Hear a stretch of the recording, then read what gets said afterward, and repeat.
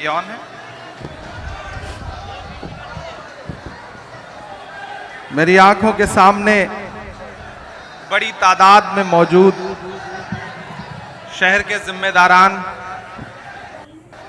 MH inter college के तमाम students, इधर साथियों से गुजारिश है थोड़ा सा और पीछे हो पहले यहाँ मंच से सबको हटाइए भैया लोग, थोड़ा सा और पीछे हो जाए, हटाइए सबको। आपके प्रिंसिपल खालिद अमीर साहब मेरा ख्याल है कई सालों से इस कोशिश में थे कि मैं इस कॉलेज के किसी मुशायरे में तशरीफ लाऊं, फिर किस्मत ने ऐसी पलटी खाई कि मैं सियासत में चला गया और जब मेंबर ऑफ पार्लियामेंट बना तब से ये लगातार कोशिश में थे कि मैं किसी सेमिनार या किसी कल्चरल प्रोग्राम का हिस्सा बनने के लिए एमएच इंटर कॉलेज के किसी प्रोग्राम में आऊं। मैं पिछले 10 दिन से 12 दिन से लंदन में था, मशायरों में गया हुआ था।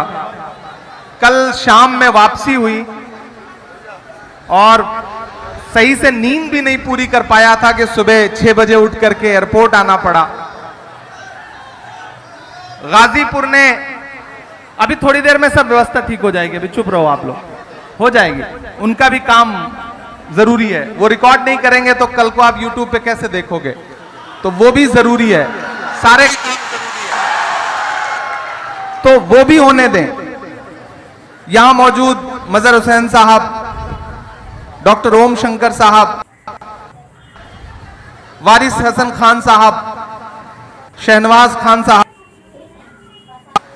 तनवीर साहब, विश्वविजय जी, शमसाद साहब, अमिताभ अनिल दुबे जी, मार्कंडेय सिंह जी, सुनील जी, हमारे जिला अध्यक्ष संदीप विश्वकर्मा जी, हमारे बिहार के स्टेट चेयरमैन माइनॉरिटी डिपार्टमेंट के उमैर खान साहब, शिबली मंजूर, शाकिर अली जी, महमूद खान साहब, बाकी तमाम साथी।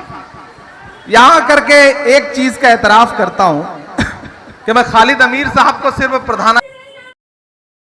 अस्सलाम वालेकुम दोस्तों, कैसे हैं आप सब? उम्मीद करता हूं सब खैरियत से होंगे। दोस्तों, हाल ही में आपने टीवी चैनलों पर देखा होगा और अखबारों में पढ़ा होगा कि आग ने किस तरह से अमेरिका को अपनी चपेट में लिया है। इसी मौजू पर इमरान प्रतापगढ़ी ने एक प्यारी सी नज़्म लिखी है। आइए सुनते हैं इमरान प्रतापगढ़ी से ये नज़्म। ये छोटी सी वीडियो क्लिप है, आगे पूरी वीडियो देखना, वीडियो को स्किप ना करें, मैं भी देखता हूँ। आखिरी दुआ तशरीफ ले आए माइक पर। आपने प्रोग्राम हमारे बाकी जो रखे हैं, लेकिन यहाँ खड़ा देर तक होना है, पानी पी के आइए। और मेरा दर्द ये दुआ एमएच परिवार कर रहा है, गाजीपुर कर रहा है, आयु और मेहमान कर रहे हैं। तेरे हयात का इस दुआ के साथ आप सभी शामिल हो जाइए। तेरे हयात का हर लम्हा शादमा गुजरे, तेरे हयात का हर लम्हा शादमा गुजरे, बहार सजदा करे तू जहां जहां गुजरे। मोहतरम गाली जनाब इमरान प्रतापगढ़ी साहब।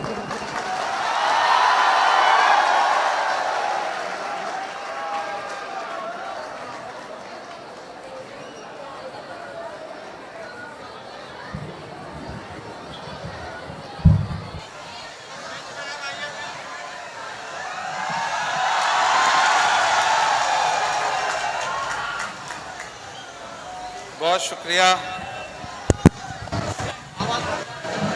एमएन माइक का वॉल्यूम थोड़ा बढ़ा दें, ये ऑन है। मेरी आंखों के सामने बड़ी तादाद में मौजूद शहर के जिम्मेदारान,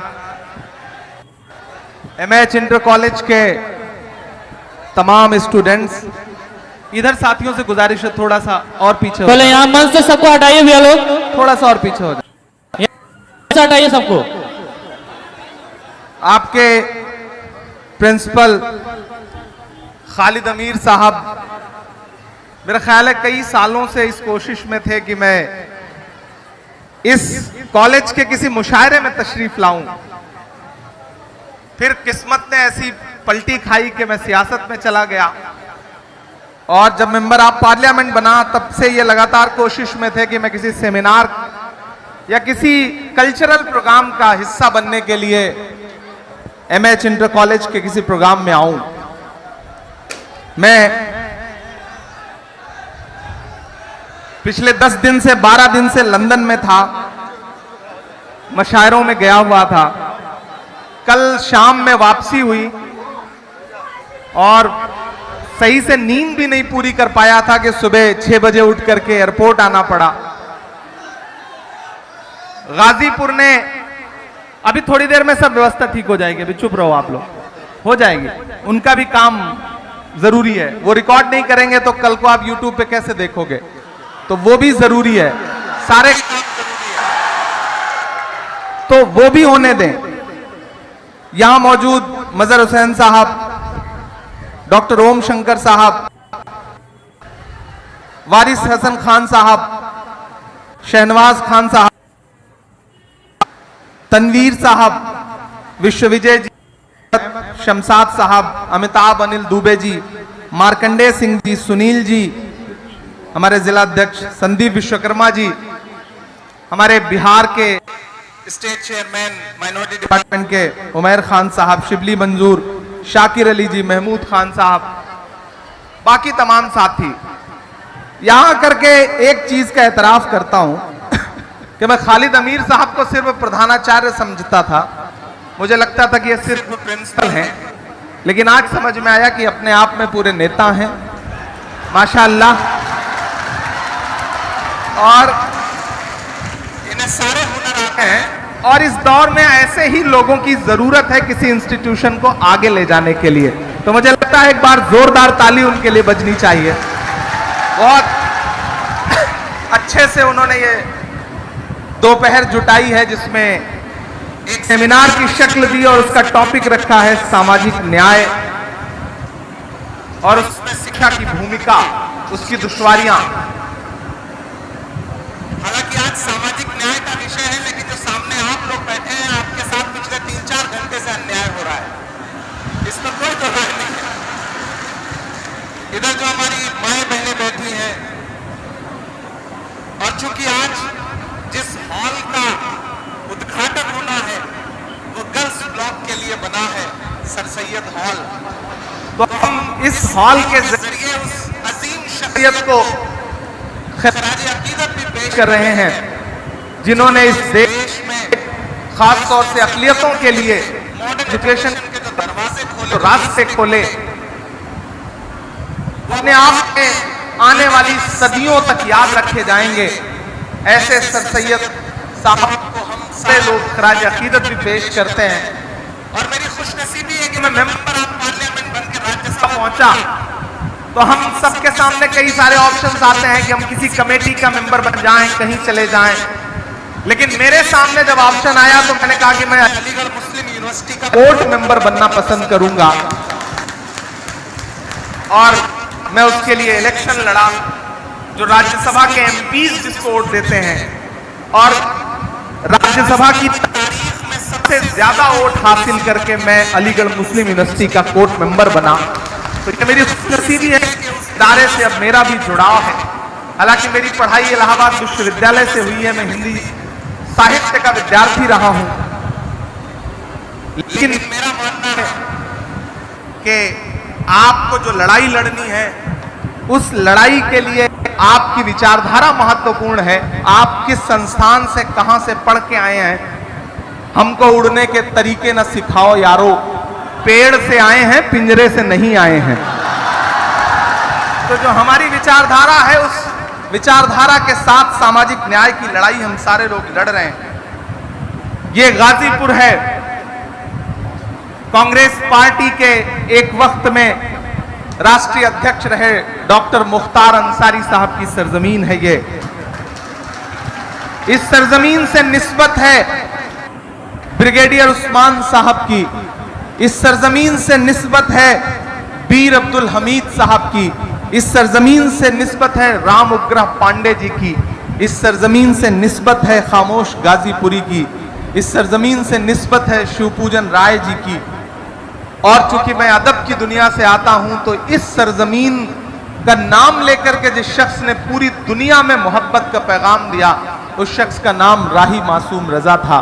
तो मुझे लगता है कि मैं एक बहुत खूबसूरत सरजमीन पर खड़ा हूं और अच्छी बात यह है कि हम गर्ल्स ब्लॉक के हॉल का उद्घाटन करने के लिए और जिस विषय पे बात करने के लिए खड़े हैं, मुझे बहुत खुशी हो रही है कि एमएच इंटर कॉलेज ने आज जो प्रोग्राम किया है उसमें मर्दों के लिए, लड़कों के लिए नीचे बैठने की व्यवस्था की है और खवातीन को, बेटियों को ऊपर बिठाया हुआ है।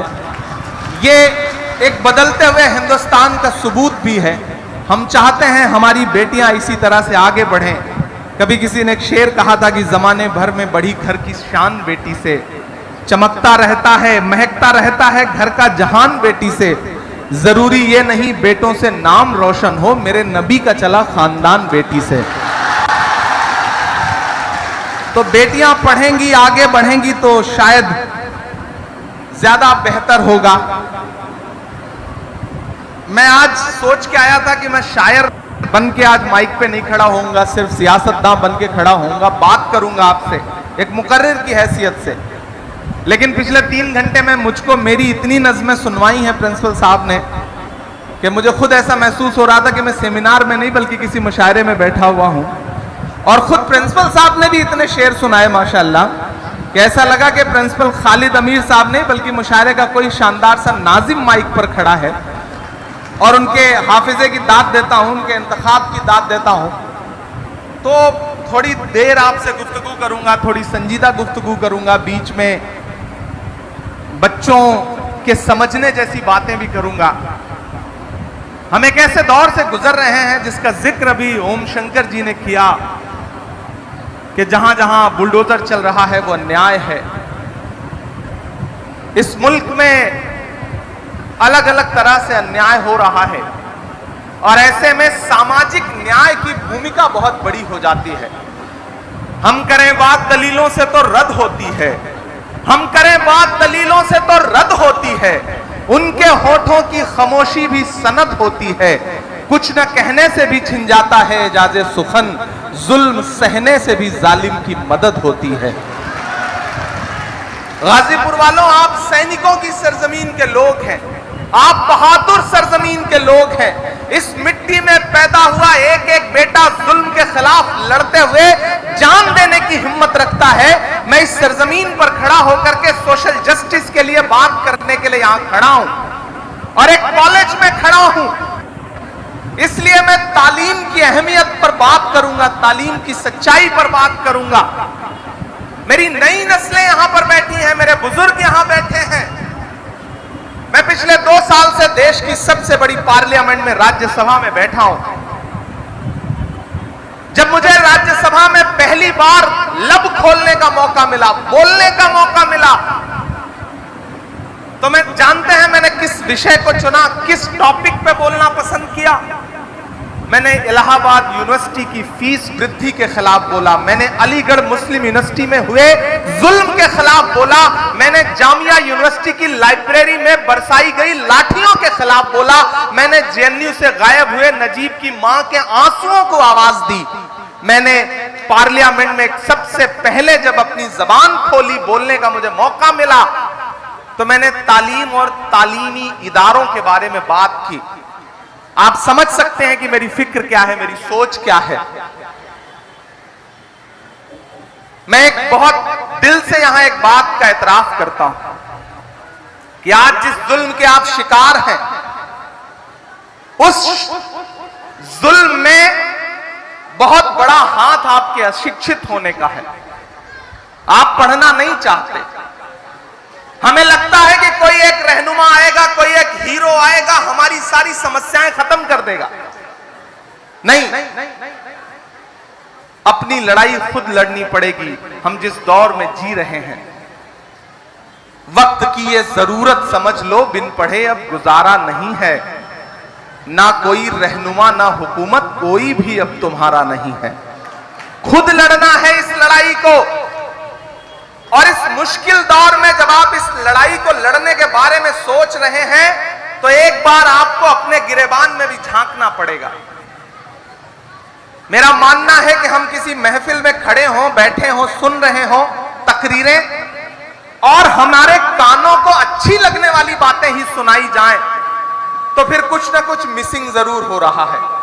कुछ ऐसी बातें भी बोली जानी चाहिए कि जिससे माइक थोड़ा बेहतर कर दें। जब भी आजकल हम बोलने लगते हैं, चाहे पार्लियामेंट हो चाहे यहां, माइक जरूर डिस्टर्ब करना शुरू करता है।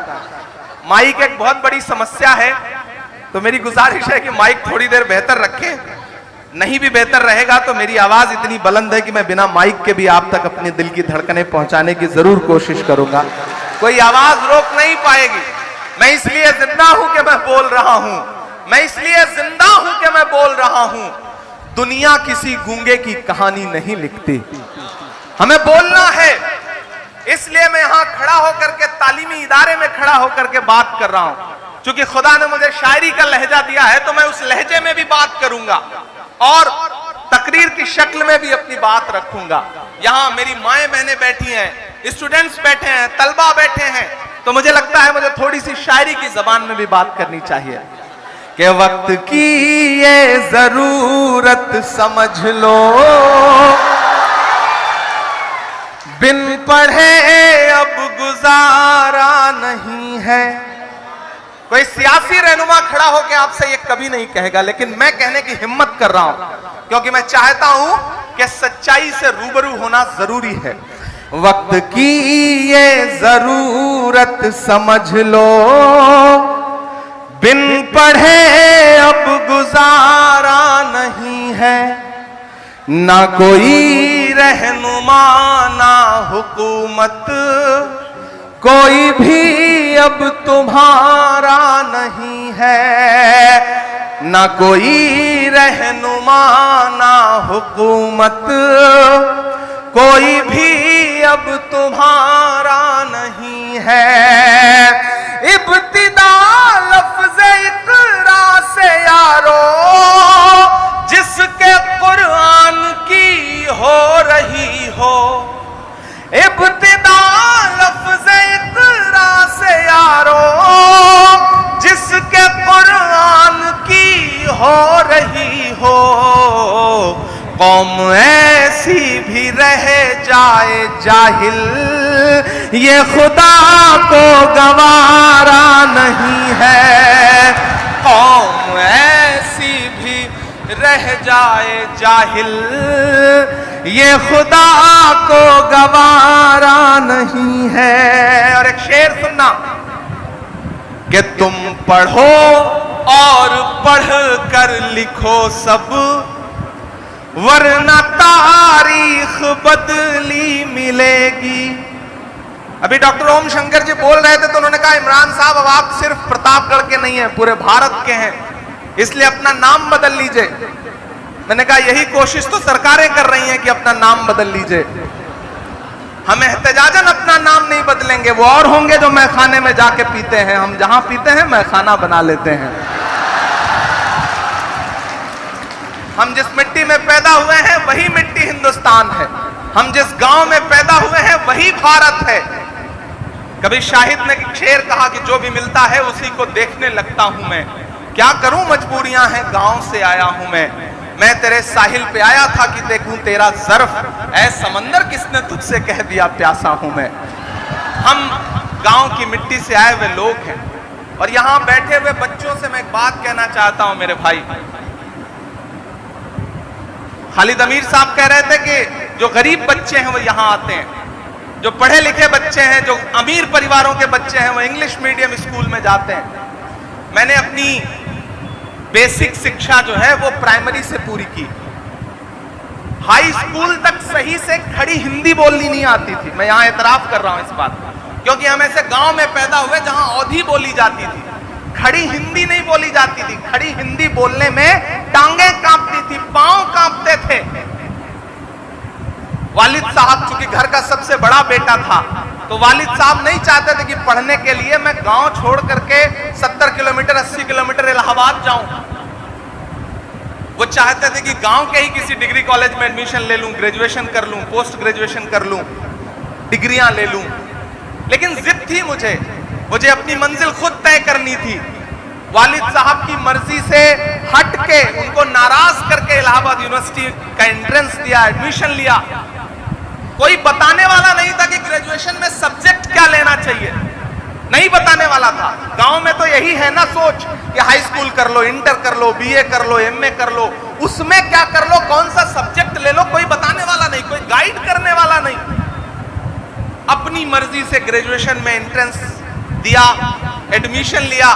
जब इलाहाबाद विश्वविद्यालय में पहुंचा तो आंखें चुदियां गई। ऐसा लगा कि मैं तो गांव से आया हूं, मैं तो यहां एडजस्ट ही नहीं होता हूं। उस समय हम पैंट के साथ शर्ट नहीं पहनते थे, बुशर्ट पहनते थे जो लंबी होती थी, कुछ रुपए मीटर कपड़ा जिसका आता था।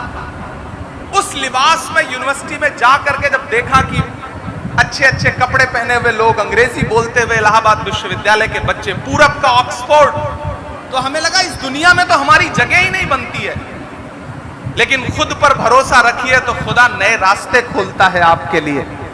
वहां एहसास हुआ कि खुदा ने मुझे एक हुनर दिया है, मुझे उस हुनर को तराशना है। और अब बुजुर्गों से भी एक बात कहना चाहता हूं, अपने बच्चों के अंदर छिपे हुए हुनर को पहचानिए। अगर सचिन तेंदुलकर को उनके पिता आईएएस बनाना चाहते तो न वो कभी आईएएस बन पाते, न सचिन तेंदुलकर बन पाते। अगर शाहरुख खान को उनके वालिद क्रिकेट खिलवाना चाहते तो न वो कभी शाहरुख खान बन पाते, न क्रिकेट खेल पाते। अगर इमरान प्रतापगढ़ी के वालिद जैसी जिद कर रहे थे कि डॉक्टर बनना है या फिर यूपीएससी करना है, अगर मैं उस कोशिश में लगा होता तो शायद न तो आईएएस बन पाता और ना ही आज मेंबर ऑफ पार्लियामेंट बन के देश की सबसे बड़ी पंचायत में बैठा होता। इसलिए अपने बच्चों के हुनर को पहचानिए। और मुझे अपने भाइयों से, बहनों से भी ये कहना है कि खुदा हर इंसान को, हर बच्चे को एक हुनर देता है, उसे पहचान लो, उसे तराश लो, तो पूरी दुनिया में वही तुम्हारी पहचान का सबब बन जाएगा। अगर नहीं पहचानोगे तो धीरे धीरे वो टैलेंट, वो हुनर मर जाता है।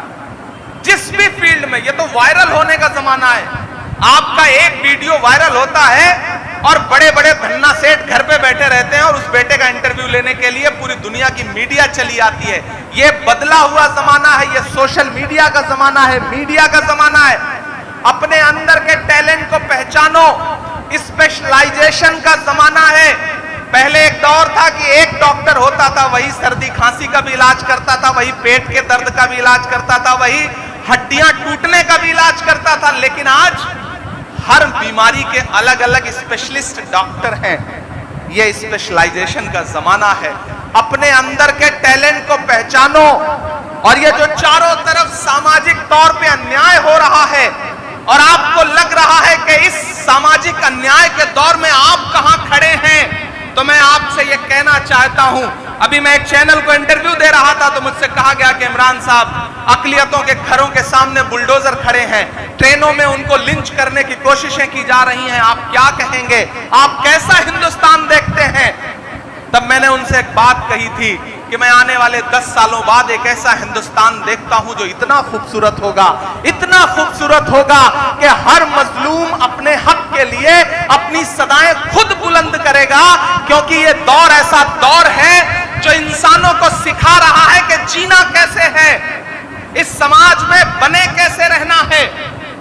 आपके खिलाफ जो सरकारी साजिशें हैं, समाजी साजिशें हैं, उन्होंने एक काम अच्छा किया है और वो ये किया है कि कन्याकुमारी से कश्मीर तक डंडा लेके भैंस चराने वाला आम मुसलमान भी ये मान चुका है कि अगर इस मुल्क में जिंदा रहना है तो अपने बच्चों को पढ़ाना पड़ेगा। ये एहसास जागा है आपके अंदर, इस एहसास को बुलंद करिए। अगर आपने इस एहसास को बुलंद कर लिया, हमारे पास यूनिवर्सिटियां बहुत हैं। मैं बड़ी माफी के साथ यहां जो हायर एजुकेशन से जुड़े हुए लोग बैठे हैं, हमारे पास यूनिवर्सिटियां बहुत हैं और बच्चा अगर हाई स्कूल तक पढ़ लिख जाता है तो किसी ना किसी यूनिवर्सिटी में दाखिला भी ले लेगा। हमें जरूरत है बेसिक स्कूलों की, हमें जरूरत है पहली क्लास से 12th तक हमारे बच्चे कैसे एजुकेशन हासिल करें, इसके लिए लड़ाई लड़ने की जरूरत है। चूंकि हम शिक्षा के महत्व पर बात कर रहे हैं, हमें एमएएच इंटर कॉलेज जैसे सैकड़ों हजारों इंटर कॉलेजेस की जरूरत है। इस भीड़ में बैठे हुए सारे लोगों से मैं ये गुजारिश करूंगा, आप अलग अलग दुनिया के लोग हैं, किसी को खुदा ने बहुत दौलत दी होगी, किसी को खुदा ने कोई अलग हुनर दिया होगा, कोई सियासत में बहुत आगे होगा। पूरा समाज हम नहीं बदल सकते, एक झटके में पूरा देश नहीं बदल सकते। अपने आसपास से बदलाव लाओ। खुदा कभी कभी क्या करता है कि आपको दौलत तो बहुत दे देता है, आप सोचते हो कि मेरा बेटा पढ़े, मैं इसे आईएएस कराऊं, इसे सीपीएमटी में ले जाऊं, पीएमटी कराऊं, नीट कराऊं, जो करना चाहे वो कराऊं। लेकिन कभी कभी ऐसा होता है कि खुदा दौलत तो देता है लेकिन आपके बच्चे को पढ़ने का मन नहीं देता। ऐसे में आपको क्या करना चाहिए? ऐसे में सिर्फ एक काम करिए कि अपने आसपास, अपने मोहल्ले में, अपने इलाके में नजर दौड़ाइए। 2-4 बच्चे ऐसे निकल आएंगे जो पढ़ना चाहते होंगे लेकिन उनके पास पढ़ने के संसाधन नहीं है, उनके वालिदैन इस लायक नहीं है कि अपने बच्चे को आगे पढ़ा सकें। उन बच्चों को एडॉप्ट करिए, उनकी तालीम का खर्च उठाइए, उन्हें आगे ले जाइए। यह सबसे बड़ा कंट्रीब्यूशन होगा आपका सोसाइटी के लिए। समाज ऐसे ही सुधरता है, समाज ऐसे ही आगे बढ़ता है। हर एक उम्मीद को, हर एक, जब यह कहा जाता है ना कि चारों तरफ मायूसी का आलम है, चारों तरफ मुश्किलें हैं, इन मुश्किलों का हल कैसे निकलेगा? हर एक उम्मीद को लाजिम है एक जरखेज मायूसी। गाजीपुर के अदब नवाज लोगों, सुनना मेरी बात को कि हर एक उम्मीद को लाजिम है एक जरखेज मायूसी। उजाला रात में होता है, जुगनू में नहीं होता। हर एक उम्मीद को लाजिम है एक जरखेज मायूसी। उजाला रात में होता है, जुगनू में नहीं होता। सहारा हो ना हो मैं नाव ले जाऊंगा साहिल तक, हुनर मल्लाह में होता है, चप्पू में नहीं होता।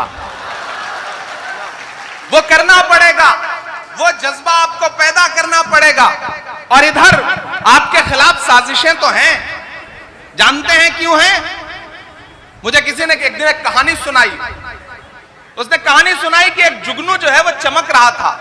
हर दिन जिस जंगल में रहता था वहां चमकता था, अपनी जिंदगी जी रहा था। एक दिन उसके पीछे एक सांप पड़ गया, सांप उसका पीछा ही ना छोड़े। जुगनू भागता रहा, सांप उसका पीछा करता रहा। जब जुगनू थक गया तो उसने सोचा मुझे सांप से बात करनी चाहिए कि मेरे पीछे क्यों पड़ा है। वो रुक गया, उसने पलट के सांप से कहा कि भाई मुझे निगलना चाहते हो लेकिन मेरे 2 सवालों का जवाब दे दो फिर निगल लेना। सांप ने कहा अच्छा बताओ। तो उसने कहा ये बताइए आप जिस तरह की चीजें आप खाते हैं, जिस तरह के आप पतंगे खाते हैं, क्या मैं उसमें आता हूं? तो सांप ने कहा नहीं। तो जुगनू ने कहा सांप से ये बताइए मैंने आपका कोई नुकसान किया है? तो सांप ने कहा नहीं। तो बोला जब आपके मैं खाद्य श्रृंखला में भी नहीं आता, मैंने आपका कोई नुकसान भी नहीं किया, तो मुझे निगलना क्यों चाहते हो? तो सांप ने कहा मैं तुम्हें इसलिए निगलना चाहता हूं क्योंकि तुम चमकते बहुत ज्यादा हो। तो आपके साथ मसला यह है कि आप चमकते बहुत ज्यादा हैं, इसलिए लोगों की आंखों में चुभते भी बहुत ज्यादा हैं। यह हर दौर में होता रहा है। दुनिया के हर देश की पॉलिटिक्स 25 साल में एक नया शेप लेती है। हिंदुस्तान की पॉलिटिक्स भी एक नया शेप ले रही है और इस नए शेप में आपने देखा कि कुछ महीने पहले हुए इलेक्शन में सियासत ने एक नया शेप लिया कि तमाम नफरतें किनारे खड़ी रहीं और मोहब्बत का नारा लगाने वाले लोग पूरी मजबूती के साथ आगे आए। बस उनका एक ही नारा था कि नफरत के बाजार में मोहब्बत की दुकान खोलनी है। तो मेरे भाई मैं आपसे ये गुजारिश करूंगा कि इस दौर में आगे आइए और ये जो बुलडोजर लेकर के आपका घर गिरा रहे हैं, ये जो जुल्म कर रहे हैं, इसको दर्ज करिए। तुम पढ़ो और पढ़ कर लिखो सब, वरना तारीख बदली मिलेगी। तुम पढ़ो और पढ़ कर लिखो सब, वरना तारीख बदली मिलेगी। अब कलम और कागज से बढ़कर दूसरा दूसरा कोई चारा नहीं है, अब कलम और कागज से बढ़कर दूसरा कोई चारा नहीं है। गलतियां तो हुई हैं, हम जब अपना गिरेबान पकड़ के उस पर झांकेंगे तब शायद हमें एहसास होगा कि हमसे चूक तो हुई है, कहीं ना कहीं चूक तो जरूर हुई है। मैं एक मतला और दो शेर सुनाता हूं, फिर आपसे थोड़ी सी संजीदा गुफ्तगू करूंगा कि आज तारीख है हैरान, कहां चूक हुई। सुनिएगा गाजीपुर वालों, और इसे घर लेकर के जाइएगा और रात की तन्हाई में जब सुकून से बैठिएगा तो सोचिएगा कि आपके हमुम्र एक बेटे ने, एक भाई ने आकर के बड़ी संजीदा सी एक बात कही है कि आज तारीख है हैरान, कहां चूक हुई। हमारी नस्लों का अलमिया क्या है, हम अभी पिछले 300-400 साल से बाहर ही नहीं निकल पाए। हर चौराहे पे नवाब साहब बैठे हैं, हर चाय की दुकान पर शहंशाह बैठा हुआ है अपनी दुनिया में मस्त। समाज से कोई लेना देना नहीं है। मैं उसके लिए ये मिसरा पढ़ रहा हूं कि आज तारीख है हैरान, कहां चूक हुई। सोचिएगा कभी सुल्तान, कहां चूक हुई। सोचिएगा कभी सुल्तान, कहां चूक हुई। तुम पे दौलत भी है, तादाद भी, ताकत भी है। तुम पे दौलत भी है, तादाद भी, ताकत भी है। फिर भी हो बेसरो सामान, कहां चूक हुई। फिर भी हो बेसरो सामान, कहां चूक हुई। और एक बड़ा कड़वा शेर पढ़ता हूं कि हल हुआ करते थे दुनिया के मसाइल जिनसे, हल हुआ करते थे दुनिया के मसाइल जिनसे। मसला अब है मुसलमान, कहां चूक हुई। मसला अब है मुसलमान, कहां चूक हुई। और ये जो शेर पढ़ने जा रहा हूं, अब तक जो कुछ बोला है वो एक तराजू पर, और अब जो बोलने जा रहा हूं वो इस एक पलड़े पर। यहां से वहां तक डाइस पर मौजूद हर एक शख्स, इधर जो माएं बहनें बैठी हैं, सबकी दुआएं मांगता हूं इस शेर पर कि मसला अब है मुसलमान, कहां चूक हुई। रह गया किस लिए तू इल्म हुनर में पीछे, रह गया किस लिए तू इल्म हुनर में पीछे। है तेरे पास तो कुरान, कहां चूक हुई। है तेरे पास तो कुरान, कहां चूक हुई। बस यही एक खराबी है मेरे अंदर भी, बस एक खराबी है मेरे अंदर भी। सोचता रहता हूं इमरान, कहां चूक हुई। सोचता रहता हूं इमरान, कहां चूक हुई। बहुत शुक्रिया, बहुत मोहब्बतें। एक बार जोरदार ताली बजाइए आप। मुझे पता है आप पिछले 4-5 घंटे से यहां बैठे हैं और मुसलसल भाषण सुन रहे हैं। गर्मी बहुत है, मैं भी पसीने से सराबोर हूं, रमेश सोज का शेर है कि नया पाने की चाहत में पुराना छूट जाता है, तुझे अपनाऊं तो मुझसे जमाना रूठ जाता है। मोहब्बत पढ़ने लिखने में बहुत आसान है, लेकिन मोहब्बत को निभाने में पसीना छूट जाता है। तो आप भी हमारी मोहब्बत में बैठे हैं, हम भी आपकी मोहब्बत में यहां खड़े हैं। मैंने कहा ना, मैं रात में शाम में लंदन से लौटा और सो भी नहीं सका था। हाँ मैं वो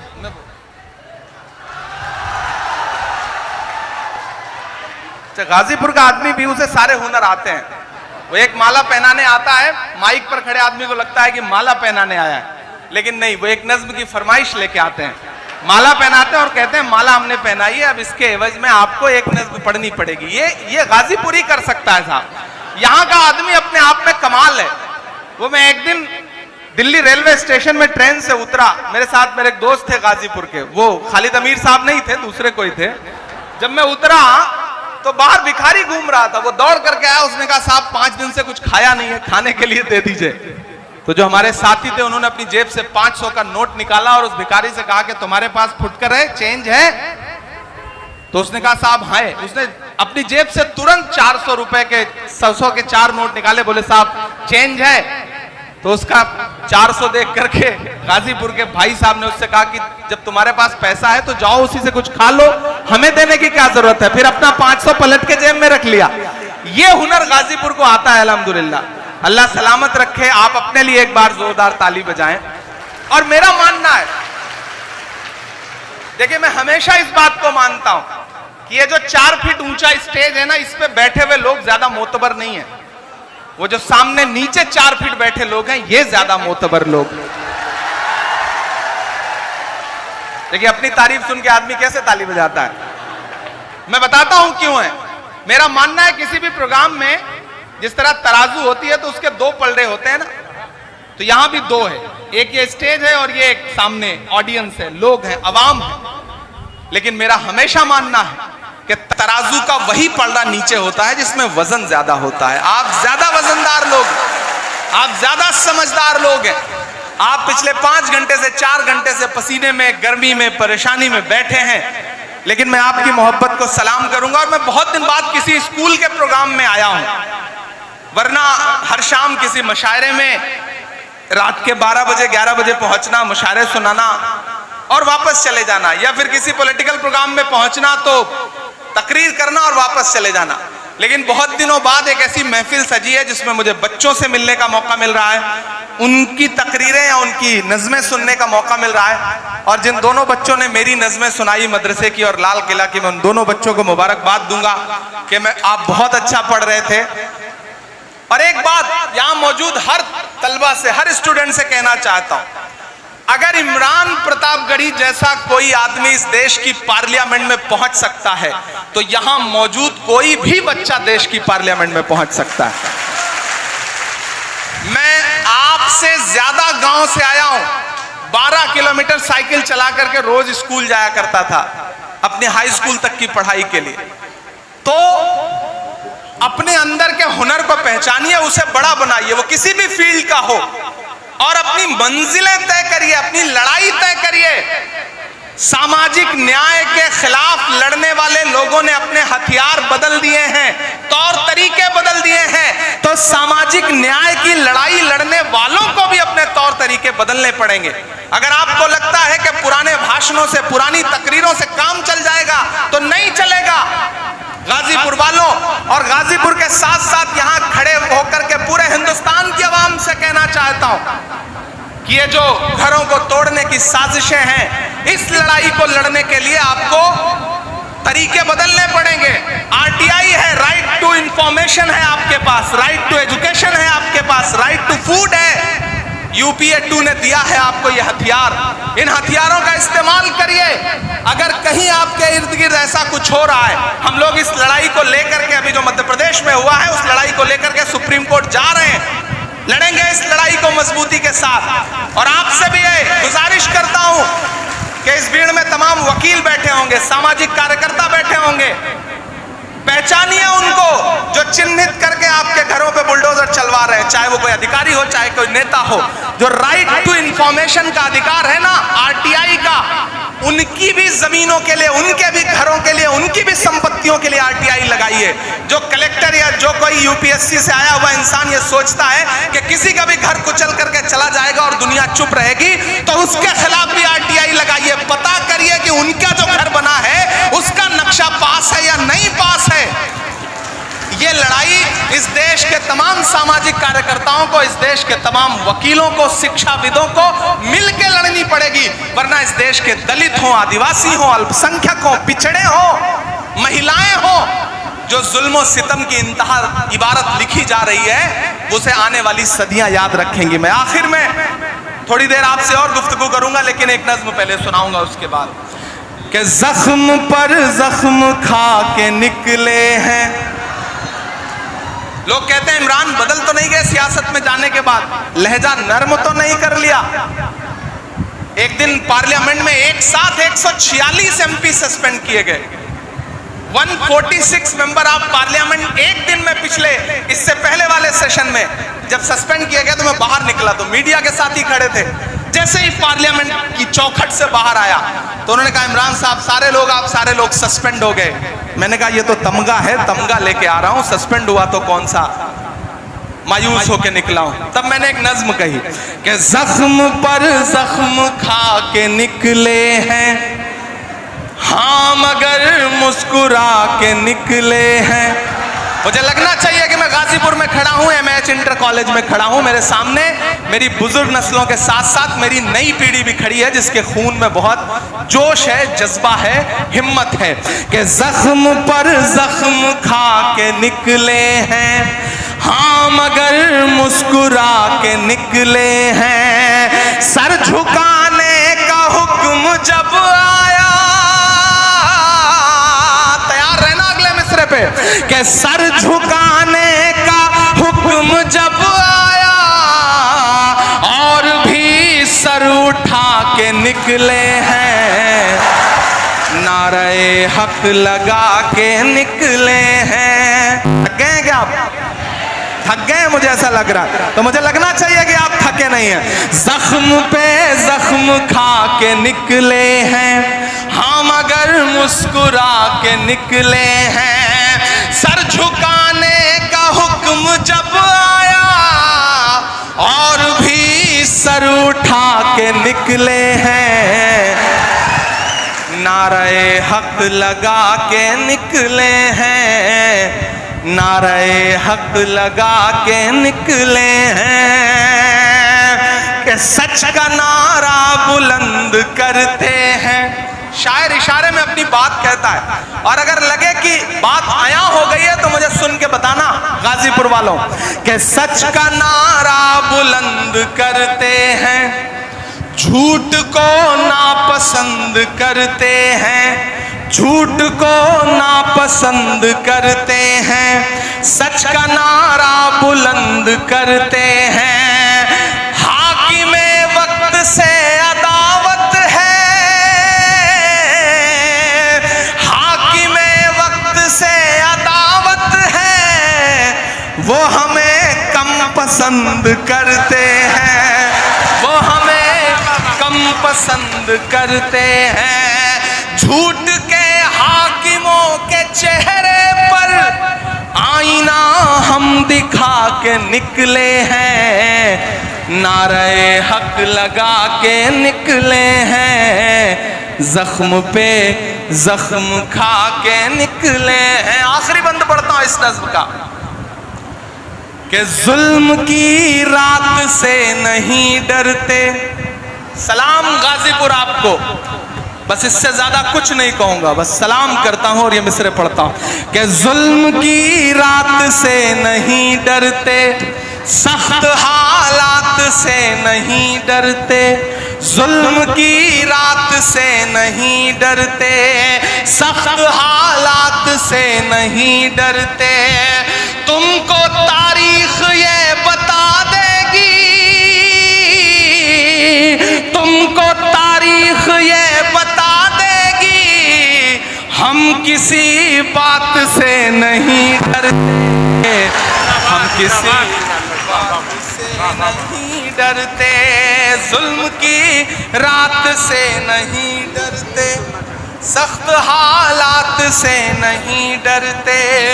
तुमको तारीख ये बता देगी, हम किसी बात से नहीं डरते।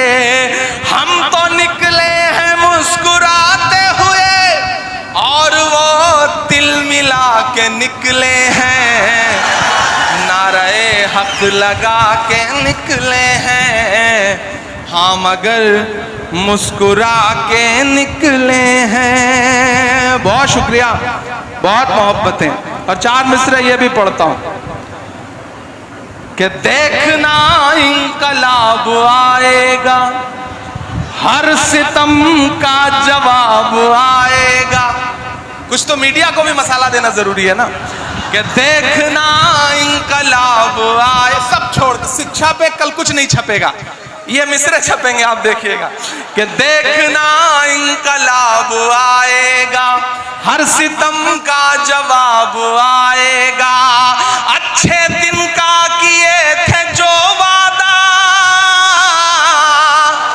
अच्छे दिन का किए थे जो वादा, उनका दिन भी खराब आएगा, उनका दिन भी खराब आएगा। बहुत शुक्रिया।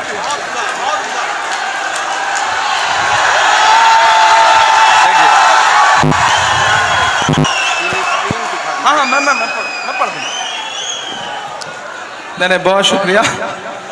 दरअसल मुझे ऐसा बीच में लग रहा था कि आप थक गए हैं, तो आपको जगाने के लिए मुझे करना पड़े कि देखना इंकलाब आएगा, हर सितम का जवाब आएगा।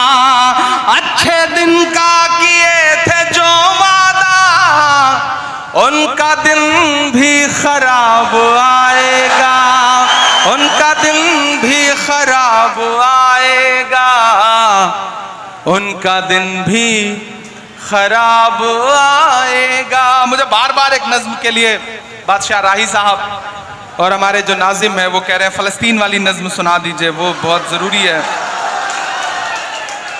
मुझे लगता है कि जब आप सामाजिक न्याय की बात करते हैं तो भारत तो ऐसा देश है जहां वसुधैव कुटुंबकम की बात की जाती है।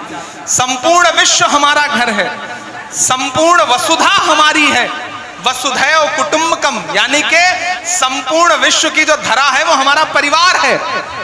ऐसे में मैं एक नज्म सुना देता हूं, फिर उसके बाद आपसे सामाजिक न्याय के इस विषय पर आपसे बातचीत करूंगा।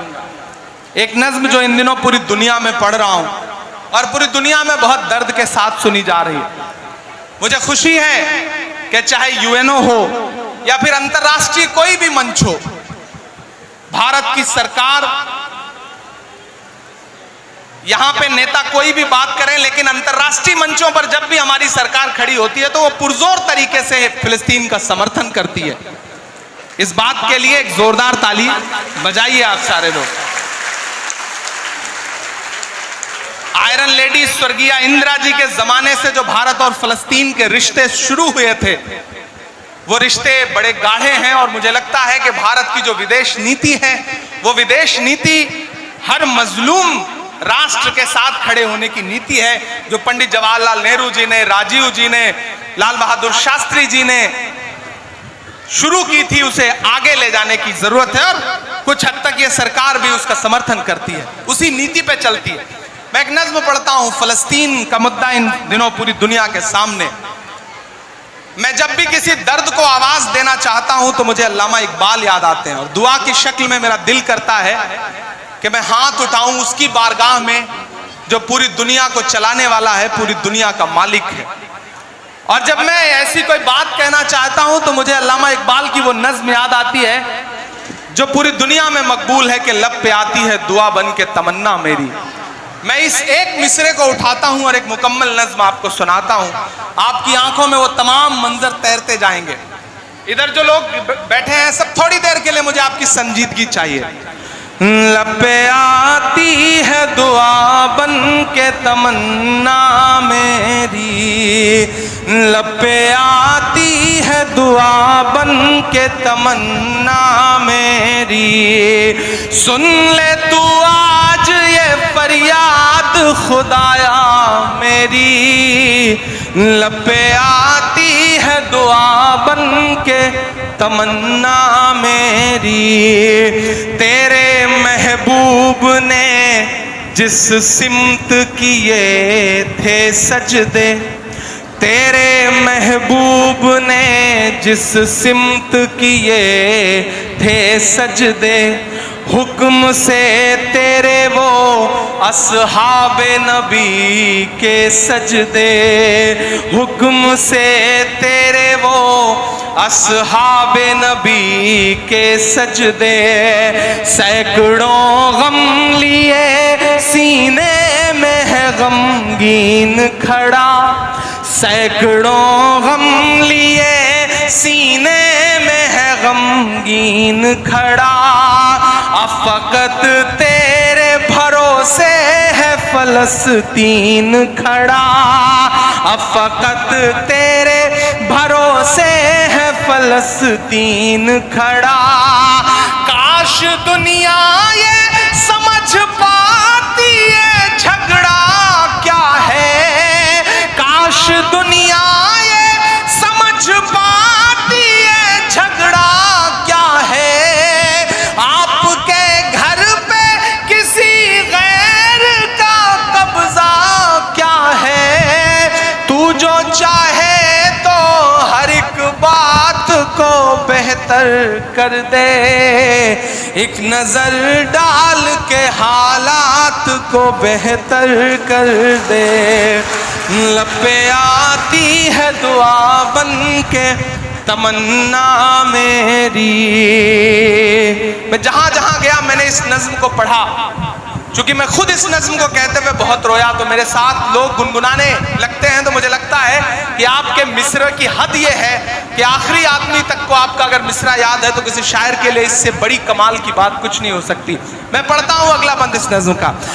लब पे आती है दुआ बन के तमन्ना मेरी, अब कहीं भी नहीं सुनवाई है मेरे मौला, सारी दुनिया ही तमाशाई है मेरे मौला, सारी दुनिया ही तमाशाई है मेरे मौला।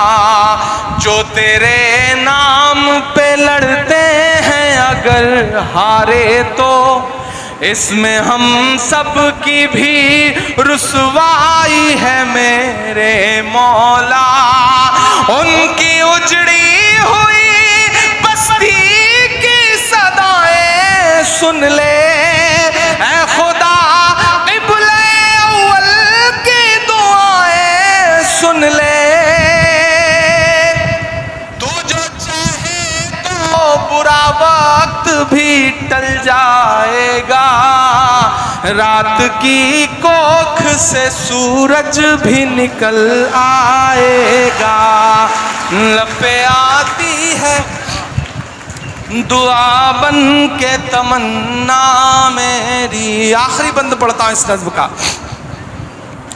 कि दुध मुहे बच्चों के भी ख्वाब हुआ करते हैं, दुध मुहे बच्चों के भी ख्वाब हुआ करते हैं, जंग करने के भी आदाब हुआ करते हैं, जंग करने के भी आदाब हुआ करते हैं। हम नहीं कहते हमें कोई पैगंबर दे दे, जो फकत तेरे ही आगे झुके वो सर दे दे।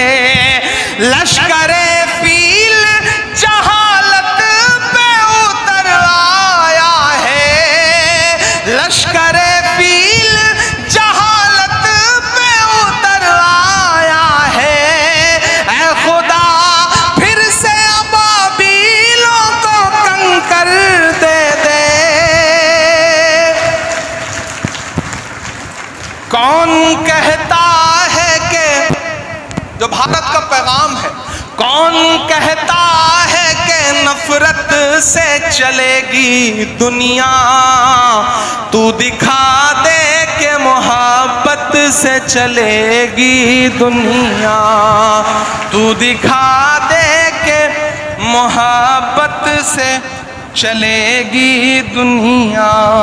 लब पे आती है दुआ बन के तमन्ना मेरी। बहुत शुक्रिया, बहुत मोहब्बतें। और आखिर में गाजीपुर वालों, आपसे बस इतना कह रहा हूं कि सामाजिक न्याय की लड़ाई में ही नहीं बल्कि जिंदगी के हर मोड़ पर शिक्षा का जो महत्व है, उस महत्व को समझना पड़ेगा।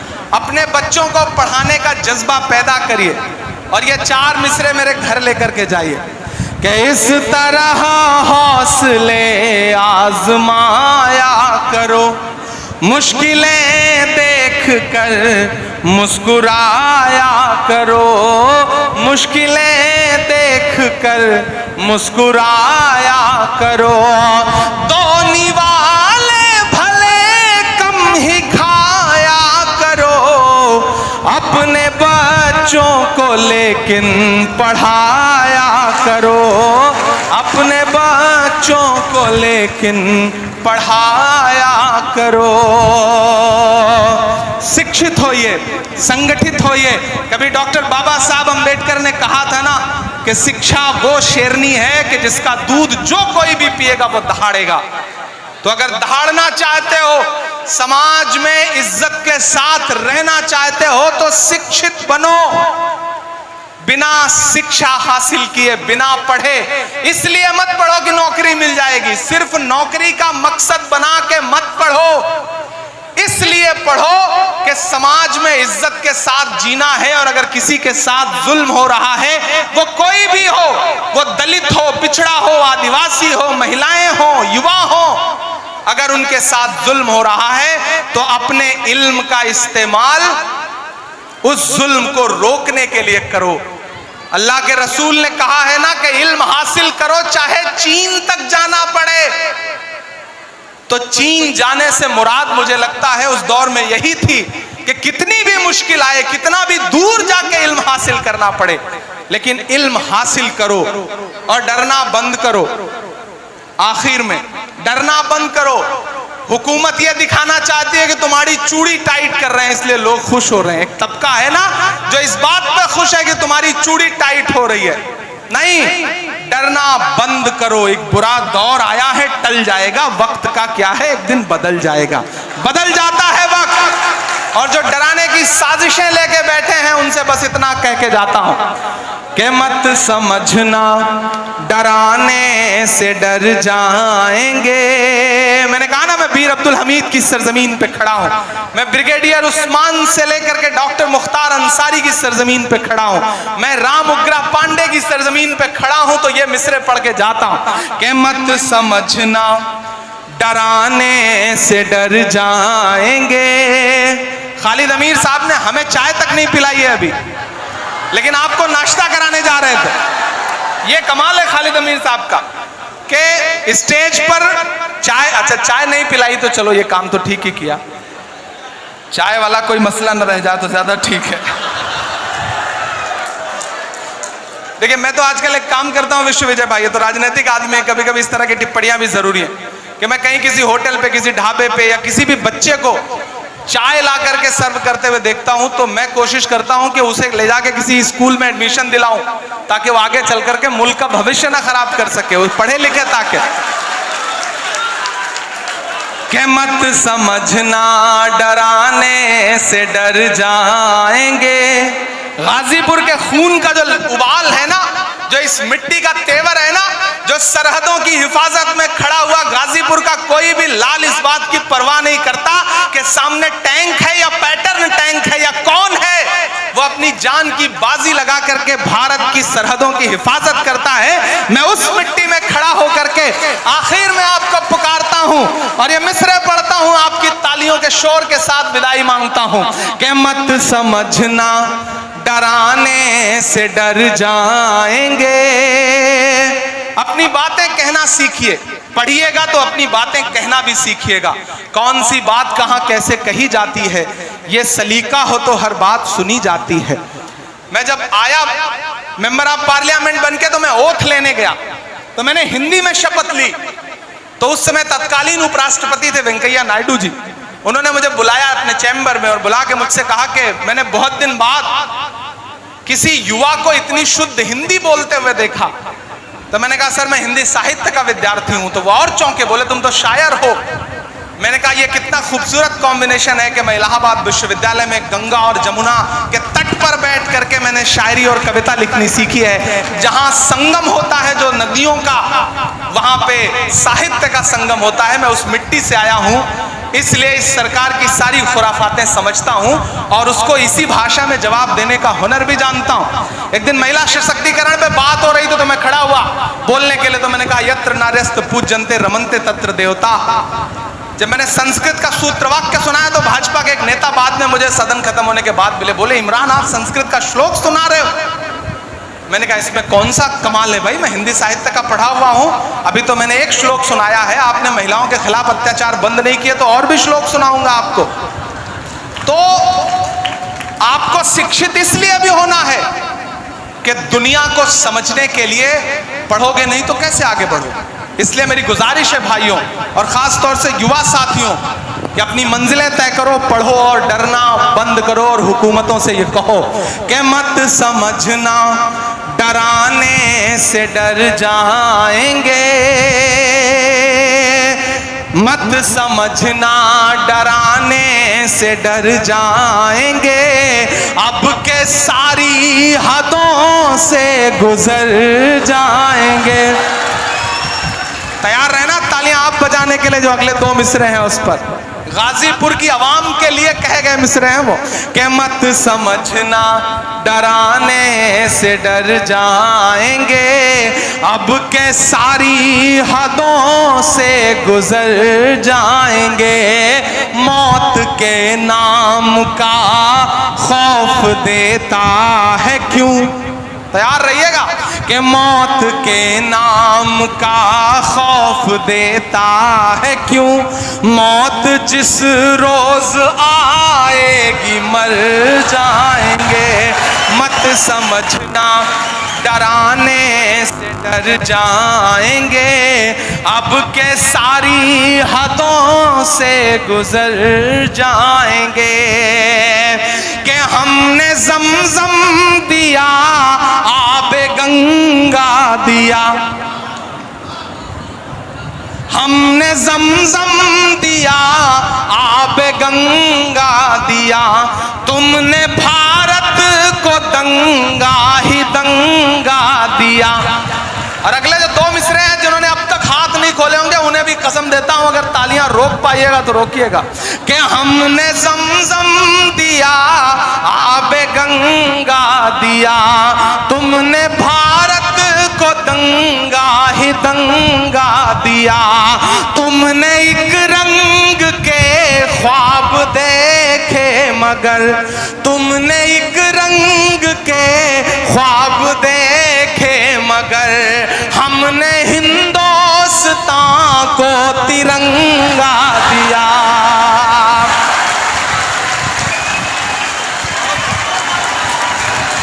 बहुत शुक्रिया,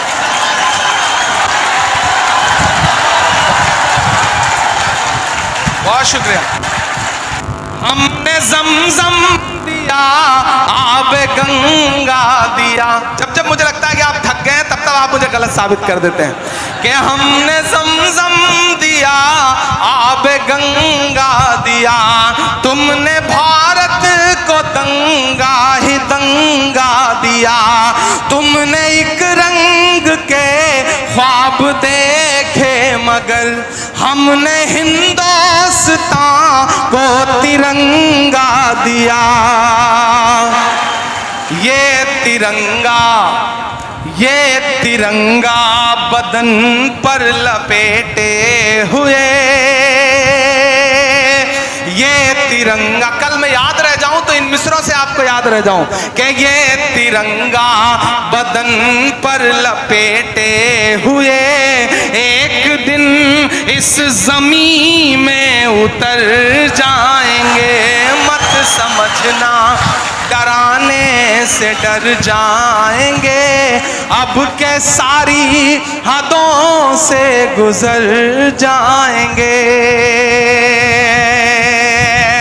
ये तिरंगा बदन पर लपेटे हुए एक दिन इस जमीन में उतर जाएंगे। और ये मिसरा सुनिएगा कि ख्वाब तू देखने लग गया कौन से, तेरी ख्वाहिश है अब सब रहे मौन से, बात इतनी सी है कोई समझाइए, हमने झेले हैं दुनिया में फिरौन से, कि ना इधर जाएंगे ना उधर जाएंगे, ना इधर जाएंगे ना उधर जाएंगे, बन के खुशबू फजा में बिखर जाएंगे।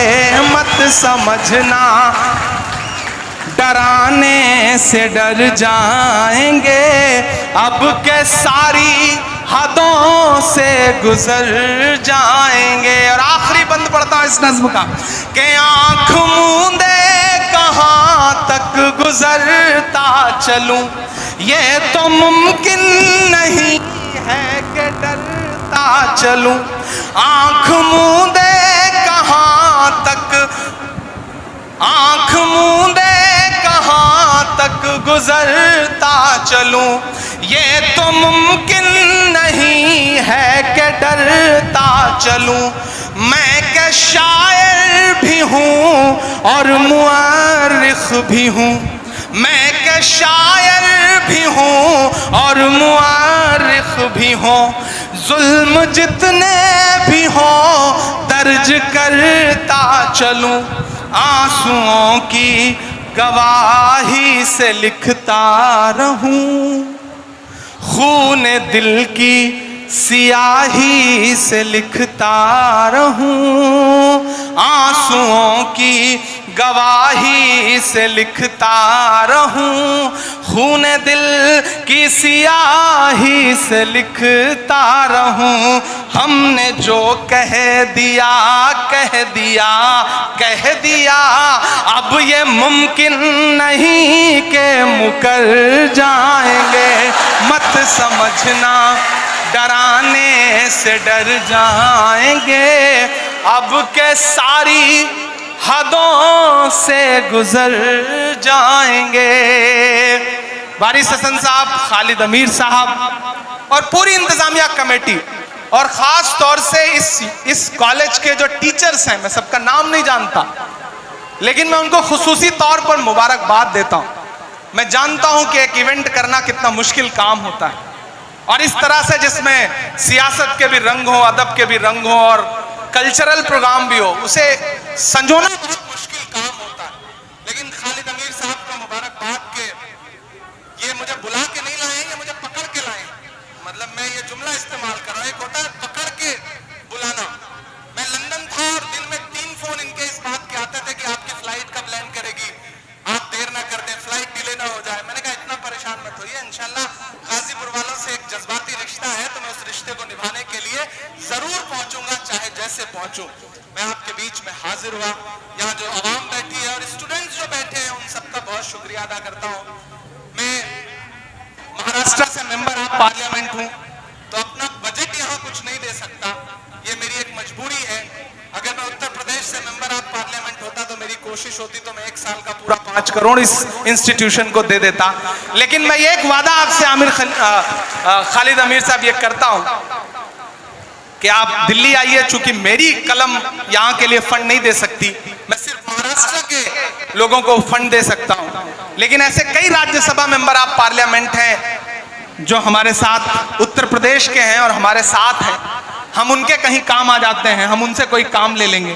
तो आप आइए, जिस तरह से एक हॉल यहाँ पे आपने बनाया है गर्ल्स ब्लॉक के लिए, बच्चियों की तालीम के लिए, और भी कुछ आप करना चाहते हैं तो मुझे बताइए। मैं खुद भले ना दे पाऊं लेकिन फकीर सबके लिए इंतजाम रखते हैं। मैं इस कॉलेज के लिए कुछ ना कुछ जरूर दिलवाऊंगा, ये आपसे वादा कर रहा हूं। एक ऐसा फंड, एक ऐसी रकम जिससे यहाँ पे कोई हॉल बन सके, कोई लाइब्रेरी बन सके, मैं अपनी तरफ से ये वादा कर रहा हूं। और दुआ करिए, जैसा उमर साहब कह रहे थे, आने वाला वक्त ऐसा हो के मुल्क के सियासी हालात करवट लेगी, तो आपकी दुआ रही तो आपका ये भाई इस पोजीशन में भी होगा कि इस कॉलेज को कुछ बहुत बड़ा दे सके। और ऐसा होगा, जरूर होगा, ये मुझे पूरा यकीन है। और उस दिन MH इंटर कॉलेज में आके मैंने जो वादा किया, यहाँ खड़े होकर के जो आपसे गुफ्तगू की है, उसके लिए आप आइएगा और मुझे याद दिलाइएगा, मैं इंशाल्लाह खड़ा मिलूंगा। और आप सब साथियों से गुजारिश है, अपने बच्चों को पढ़ाइए। अगर आपके बच्चे का पढ़ने में मन नहीं है तो अपने आसपास के किसी बच्चे को पढ़ाइए, क्योंकि शायद वो पढ़ना चाहता हो और उसके पास पढ़ने के रिसोर्सेज ना हो। बेसिक स्कूल बनाइए, यूनिवर्सिटियां बहुत हैं, बेसिक स्कूल की जरूरत है। बेसिक स्कूल में बच्चों को भेजना शुरू करिए। और इमरान प्रतापगढ़ी आपकी दुआओं की वजह से देश की पार्लियामेंट का हिस्सा है। मुझे याद है कि 2019 में जब राहुल गांधी जी ने मुझे बुलाया तो उन्होंने 3-4 मुलाकातों के बाद मुझे लगा कि ये आदमी वो आदमी है जिसके साथ इस देश की सियासत में सामाजिक न्याय की लड़ाई लड़ी जा सकती है। मैं राहुल गांधी जी के कदम से कदम मिला करके पूरे हिंदुस्तान में चल रहा हूं, लड़ रहा हूं। तो मैं आपसे ये गुजारिश करूंगा कि जो भरोसा आपने जता रखा है उस भरोसे को मजबूत रखिएगा। और बदन में जो भी लहू है तेरी अमानत है, जहां जहां हो जरूरत वसूल कर लेना। मैं इमरान प्रतापगढ़ी हूं तो आपकी दुआओं के सदके में हूं, वरना मुझ में ऐसा कुछ नहीं था कि मैं वहां जाकर के आपकी खिदमत कर पाता। आपकी दुआओं ने बड़ा बनाया है। एक बार फिर से आप सभी साथियों का बहुत सारा शुक्रिया।